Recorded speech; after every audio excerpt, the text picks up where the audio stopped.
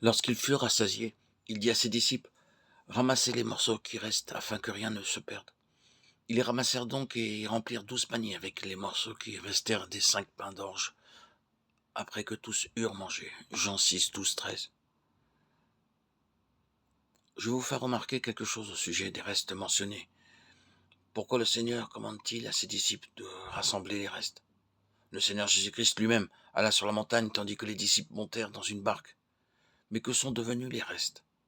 Il est très possible qu'ils furent pris par les gens de cette multitude pour prouver à leurs amis et à leurs familles qu'ils avaient été avec le Seigneur Jésus-Christ et qu'ils avaient reçu une bénédiction. Mais mon propos est de montrer que notre Seigneur n'aime pas le gaspillage et c'est pourquoi il ordonna que rien ne soit perdu. S'il a été si minutieux pour les restes laissés derrière eux, combien plus est-il soucieux de notre temps, de notre argent, de notre énergie? Lorsque nous regardons notre vie, nous devons admettre que beaucoup de notre temps est gaspillé, beaucoup de notre argent est mal dépensé, beaucoup de notre énergie est dissipée. Demandons au Seigneur de nous donner la force et la sagesse de ne pas perdre notre temps.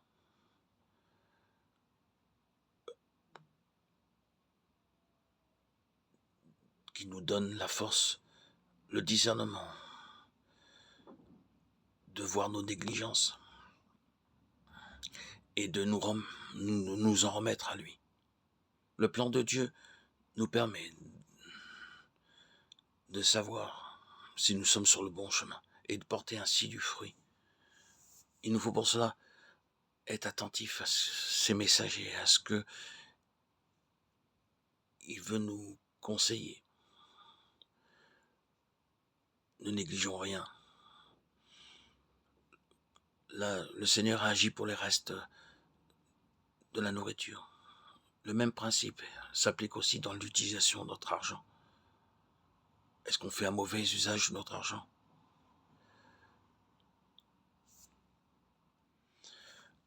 De même pour notre temps, notre argent, notre alimentation appartiennent à Dieu. Il faut savoir que tout ce que nous avons appartient à Dieu. Tout ce que nous dépensons est-il dans le plan de Dieu? Être à l'écoute de sa parole, lire régulièrement l'Évangile, porter notre esprit vers ce que le Seigneur veut nous enseigner, nous permet de comprendre où est le gaspillage. Il nous faut vivre cette vérité très clairement pour notre perfectionnement.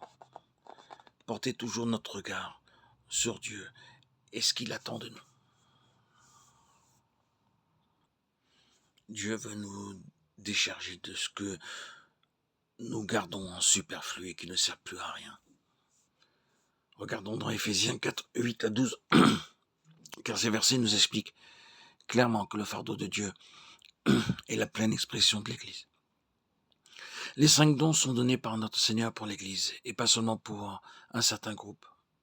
Et c'est notre privilège de demander ces dons. Comme nous demandons à Dieu de produire un réveil, nous devons lui demander aussi les bénédictions que sont les apôtres, les prophètes, les évangélistes, les pasteurs et les docteurs, qui lorsqu'ils travaillent ensemble, établissent les croyants sur un puissant fondement. Si nous croyons avoir des dons, nous n'avons pas à demander ces dons. Ils nous sont accordés.